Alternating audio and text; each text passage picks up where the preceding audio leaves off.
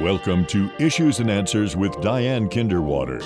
Issues and Answers is presented as a public service to inform, educate, and better the lives of New Mexicans. And now, Issues and Answers with your host, Diane Kinderwater.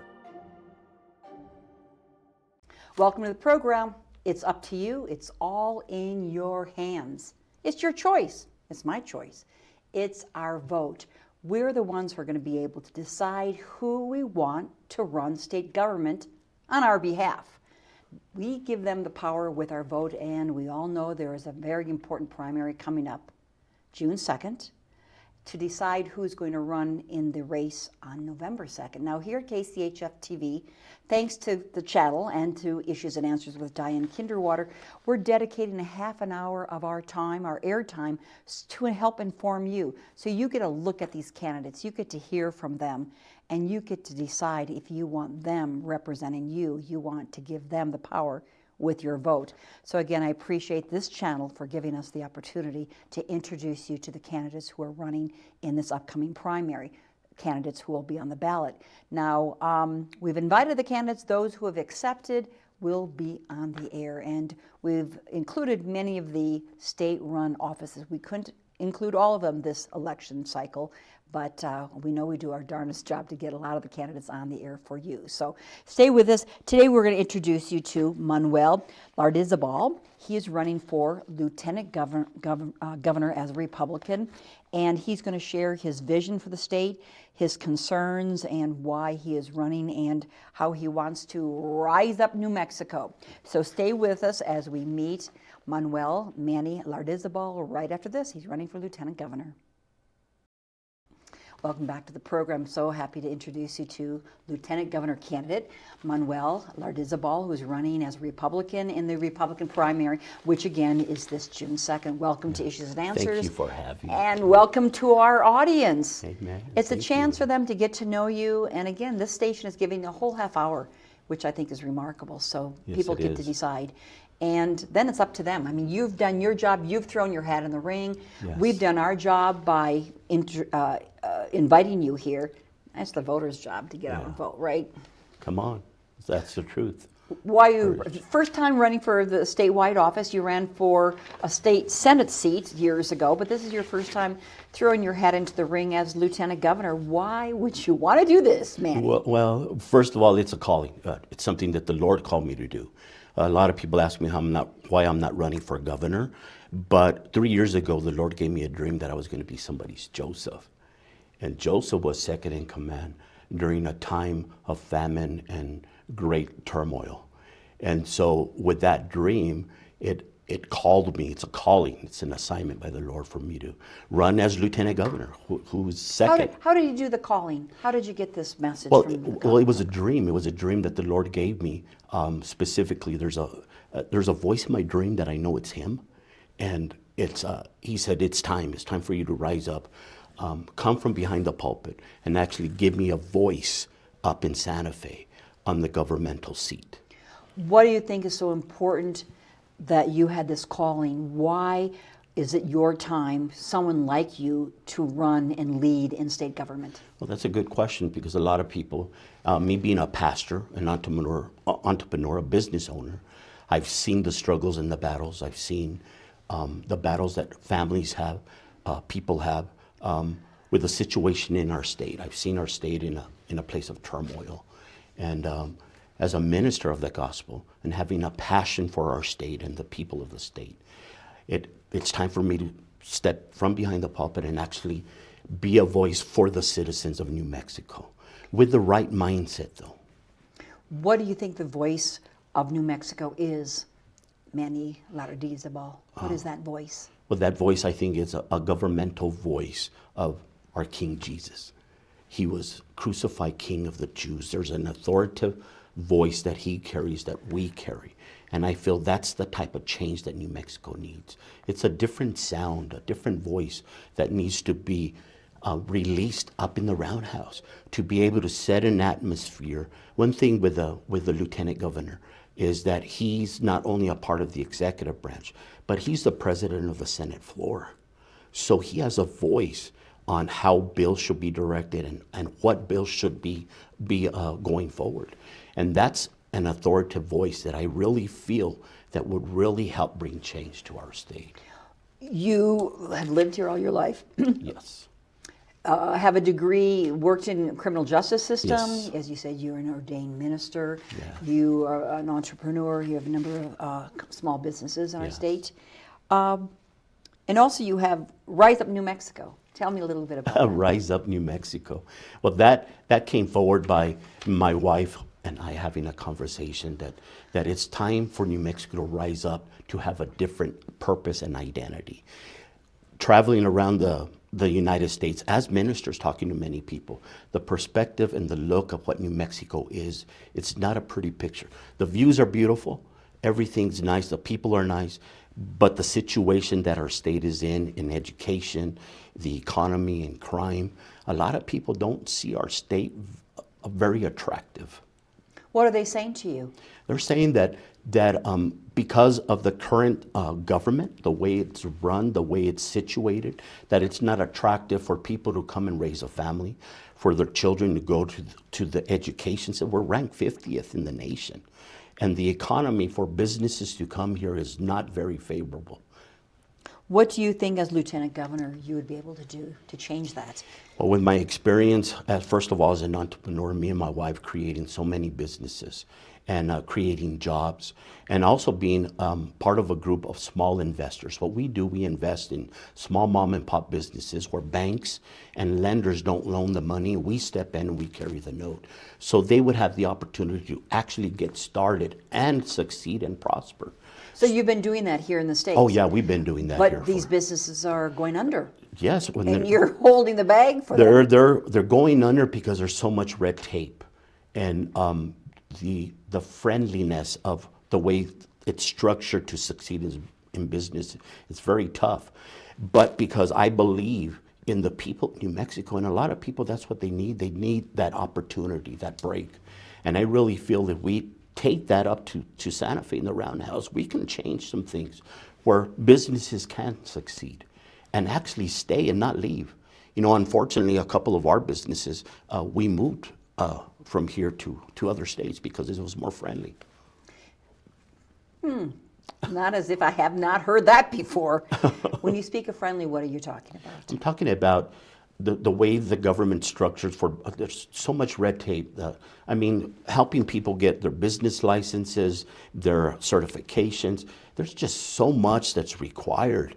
And by the time they even get approved by the state, first of all, and then if you're in the city, by the city, if you're in the county, by the time everything's put into place, it's like you might as well pack up and leave. You're exhausted. Yes. I mean, it is very, very, very demanding. And do you see any reason or rationale for all this red tape? To me, it seems like just giving government workers a job to do. You know, overseeing everything. Yeah, too much government overseeing, not enough freedom for people to self-govern and create. You know, we're created in the image of God to create. We're made from the Creator to create. And our state hasn't given the people the opportunity to do that.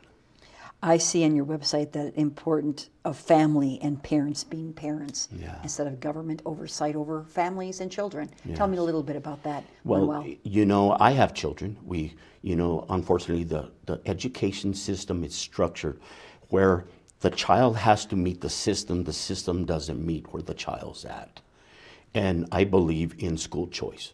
I believe that the system itself has to be changed to where the money follows the child doesn't follow the money. And that will change everything because parents will have the opportunity to use the finances to be able to homeschool, send them to charter school, vocational schools, private school. It opens up the opportunity, but not only does it do that. I have a brother that's been teaching for over 30 years and a brother-in-law that's retired.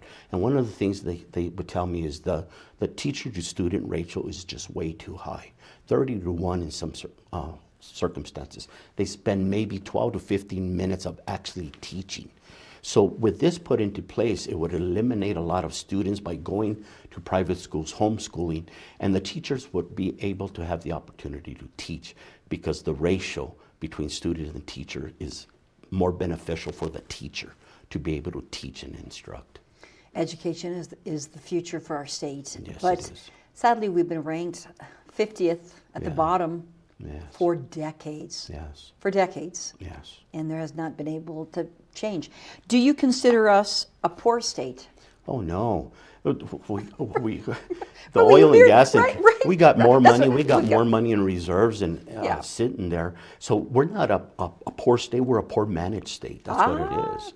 We're poorly managed. It's Oftentimes not, it's a misnomer. People say, oh, it's so poor, New Mexico's so poor. It's because we we're are ranked at the s- bottom. We are But- so rich. I mean, we're second producer of oil and gas. You know, the revenues there, the money's there.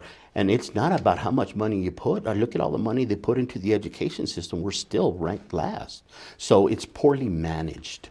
So with the right mindset, with the right people, the right governor, right lieutenant governor, to be able to direct this with the wealth that this state has already, I really feel that we can change things. Isn't it a little shocking that we have so much, billions and billions, thanks to taxing the oil and gas industry, I'm telling you. that we're still considered poor Yes. because of the poorness of our educational system, the poorness of the crime.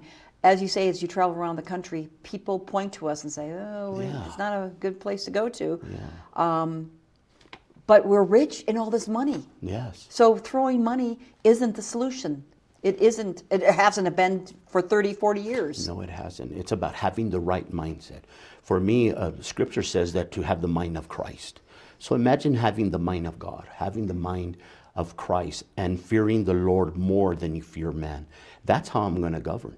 That's how I see something that has to change so drastically in the direction of this to actually change New Mexico, the economy, the education, the infrastructure. Again, it's not about the money. It's just poorly managed There's so much with the money. mindset that's up in Santa Fe right now. I read on your website that you are not soft on crime. What's your concern? What have you seen? Again, you were born here. Born and raised here. How have you seen the state change? It's changed from since I was a child. We've had several businesses. During COVID, I'll just give the example of this. Our business since 2020 to year 2025, we were broken in 5 times. 5 times. Police never came out, never did reports. If our place was not put on fire or somebody didn't die or seriously get hurt, they wouldn't come out. There was lack of enforcement. It's not about the laws. There's plenty of laws on the books. It's about who's in leadership and is there enforcement. You know, it's like a restraining order put into place. We can have the law put the restraining order on, but if there's nobody enforcing it, it does not any good. And that's what's going on today. There's too much lawlessness. And with our experiences of our businesses shutting down, one business, we even converted it into a church because I'm a pastor. So we said, we'll close the church, the business and turn it into a church. They won't break into the church. 1 month later, they broke into our church. Stole our keyboard, equipment, sound system, everything. A church. That's the mindset of the repetitiveness.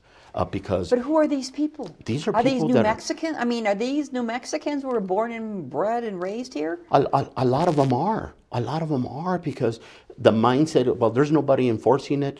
If we get caught, we're in and out with a revolving door system that's in place. So they don't feel like like criminals. They feel that it's okay to do. And that's the mindset that needs to be changed. Even today, it's still happening today. Just unbelievable. Your business is 5 times broken into. And the people, other entrepreneurs who you talk to, what are they saying to you, man? The same thing. You know, a lot of businesses closed down because of that. Insurance costs going up because their businesses were now considered high risk.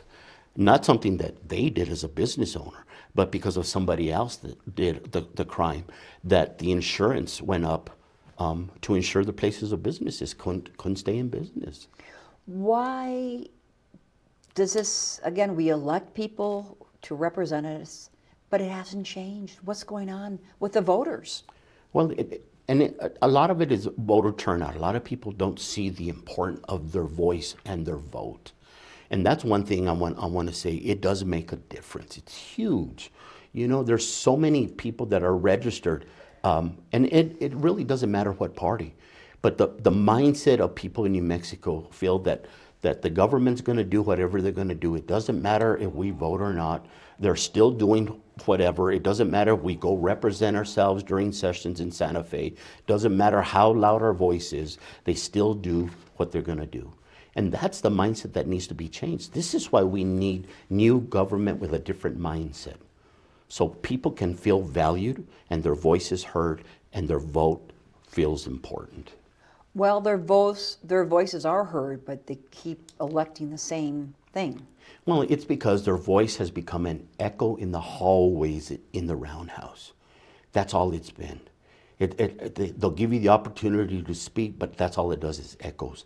There hasn't been a sitting governor and a sitting lieutenant governor that's president of the Senate floor that is an ombudsman to the people. He's the bridge between the citizens of New Mexico and the government. And having the right lieutenant governor in there to make sure that that happens, it will no longer be an echo in the chambers. It'll actually be a voice in the Senate, up in the roundhouse. You speak on your website regarding the sanctity of life. What does the state have to do with life in New Mexico? Well, you know, there's so many laws that give the freedom of killing babies in the womb. Oh, I have this little pen right here. I'm pro-life. I am not. It's from conception until natural death. I believe in that. Unfortunately, the way the laws are structured here, people come from other states and abort their babies here. There's a mindset of no value of life, and that's very disappointing. And it's a burden that I carry that I want to change. Regarding the border, nationally, there's a lot of attention to the border, but again, we have the border with Mexico. Yes. What is your experience of the border and what's been going on in the past and how it's changed right now? Well, what it was in the past, it was really chaotic and crazy, where a lot of people didn't feel safe, businesses didn't feel safe, there was no accountability. And today, with thanks with our president, with what he's done in securing the borders with practically zero entry, illegals. You know, I'm all about citizens coming to our great nation, but legally doing it. It is great to have somebody that's actually enforcing the laws that have been on the books for years. It's really changed some things. You could see the difference, like night and day now, of what it used to be. Manuel, what are the voices telling you out there in the streets when you visit with voters? The voices are mainly our economy, the infrastructure, our education system, and safety. Safety, number one. People don't feel safe. And I'm not just talking about Albuquerque, Las Cruces, Santa Fe. I'm talking about even in the small rural communities.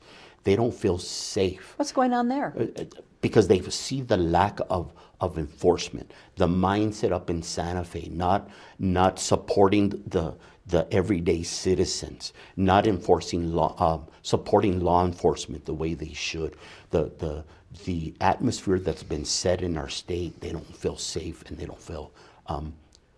Even our youth are leaving. Our youth are going somewhere else to not only to feel safe but to be able to prosper. Prosper. You speak of affordability. Yeah. That's, again, you know, I'm here. I understand. I'm spending my money on the groceries. I'm spending my money on the gasoline. I see it, and again, I've been around many, many decades to know. And I'll say to my son, "Oh my God, the price for that." Yes. He goes, "What century are you living in, Mom?" Well, I remember a hamburger didn't cost $20 as it does. So it's.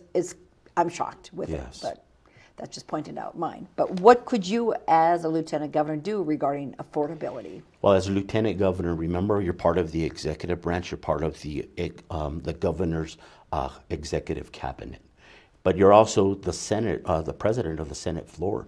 So you have the authority and the power to set an environment and atmosphere that bills that would benefit our economy, that would benefit the infrastructure, to make sure that those are the bills that are first heard in the first 10 days, making sure that those are the important things that are going to change our state.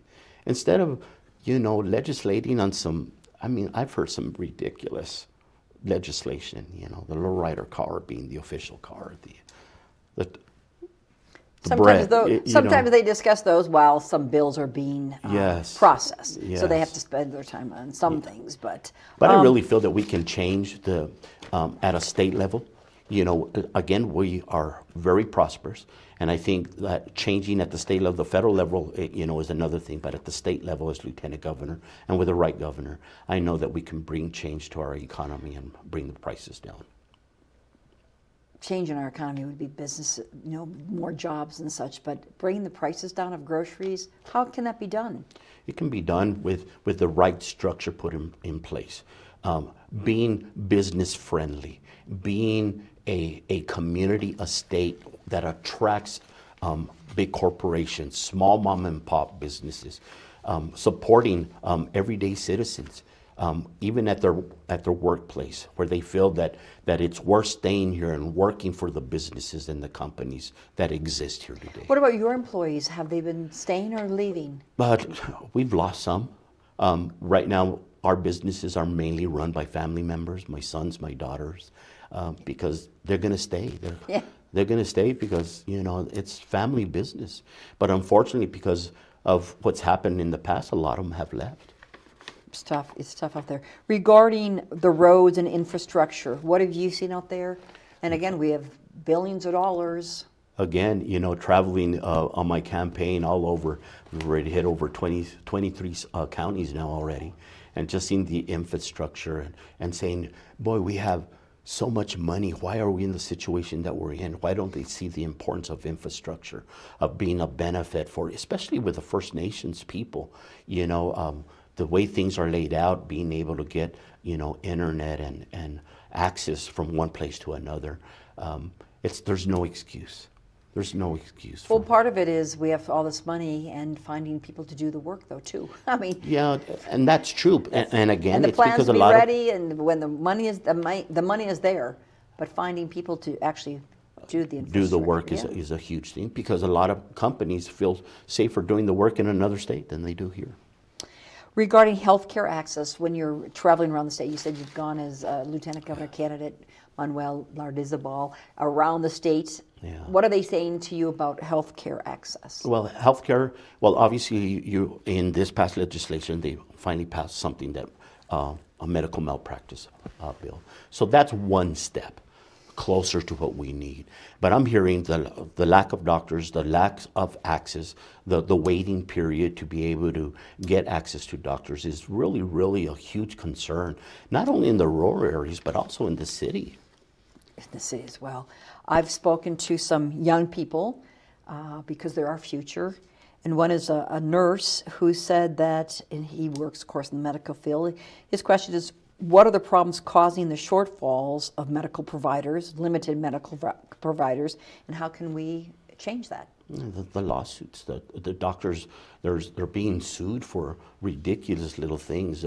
It's about changing what's in place and making it more. And it's not just about protecting the doctors, it's about protecting the actual citizens that see the doctors too. We got to change both. We got to put it in a place where it benefits the doctors to stay, and it benefits the citizens of New Mexico to be able to get access. Regarding our budget, we talked a lot of times in the show about all this money. What are your feelings about raising taxes, lowering taxes, perhaps giving back money to the taxpayer? And then I'm totally about cutting our taxes. One of the things is the gross receipts tax. I'm a business owner. My gosh, it is just beyond measure, especially with the money that we have. Gross receipt tax, the property taxes are high. Taxes, taxes, taxes. I'm about cutting the taxes, making it reasonable to where people can actually live and not just survive. People are surviving today. They're not actually living. And I really feel that cutting taxes and creating opportunities, creating a workforce environment that's super friendly for people to want to open up business and stay. We have our surrounding states, Arizona and Texas, and they're having an influx of people moving there, 8.8% in the past 5 years to Texas, and Arizona's up there, and ours is relatively stagnant. Yes. What's going on? It's stagnant but we're also losing people because of that. We're not a friendly state. Again, it's beautiful. The scenery is great. Weather's great. I mean, it's perfect for big corporations to come and open up their things, because you don't have to worry about tornadoes or hurricanes and all that stuff. But we're just not friendly enough. We're concerned about water usage, though. Yes, the environment, huge. Second Amendment right. What are your, in the few minutes we have left, Monty, Yes. what would you like to share? You know, that's one of the biggest things that I hear about water, the concerns of water. And, you know, there is some things implemented and put into place now, but I know that we can do better. There's greater opportunities of being able, how to control the water, how to release water, and how to be able to put something into place that will benefit businesses and the people that reside here in New Mexico. What would you like to share? And again, we appreciate KCHF TV for introducing you to the audience out there. Yes. In the minute we have left, what have I not touched upon? What message would you like to tell the voters? And you can look right into that camera and you can tell them what's in your heart. Sure. I just want to let the voters know that now's the time to actually rise up. Rise up and show up to the polls and vote. You know, we got great candidates running for office, people that will stand and be a voice for the people of the community. And I really feel that even Christians need to rise up and actually go to the polls and vote. We got to have a voice to change New Mexico. And I personally, unapologetically, I am a Christian. I'm a Christian that stands on biblical principles, and that's how I will govern. And I want to just thank this station for the opportunity, because this station has been spreading the gospel of the ministry of Jesus Christ for decades. And it is programs like this that benefit our community, and that's what I will stand for our religious freedoms and our beliefs that we can have a voice up in Santa Fe. And we appreciate folks like you, all the candidates who are running, to actually put an effort in to run, because it isn't easy. You've got your businesses, you've got your preaching, being your ordained minister, your church, and on top of that, you want to serve the community. It's about serving. It's about being an ombudsman for the people, being a voice up in Santa Fe for the people in New Mexico. Manuel Lardizabal, you go by Manny, but on the ballot, it's Manuel Lardizabal for Lieutenant Governor. Yes, ma'am. You're a Republican, and there are other people you're facing in this primary race. And again, the primary is open to everybody, just not Republicans and Democrats, the large party. This is the first time that independents and non-declined to state people can vote in the primary. So make your wishes count, make your voice heard. Please vote this June 2nd in the primary. Thanks for watching. I'm Diane Kinderwater. Make it a great week with your family. We'll see you next time. Bye-bye. Issues and Answers with your host, Diane Kinderwater, is presented as a public service to inform, educate, and better the lives of New Mexicans. To comment on today's program, email us at info@kchftv.org or call us at 505-345-1991. Join us again for Issues and Answers with Diane Kinderwater.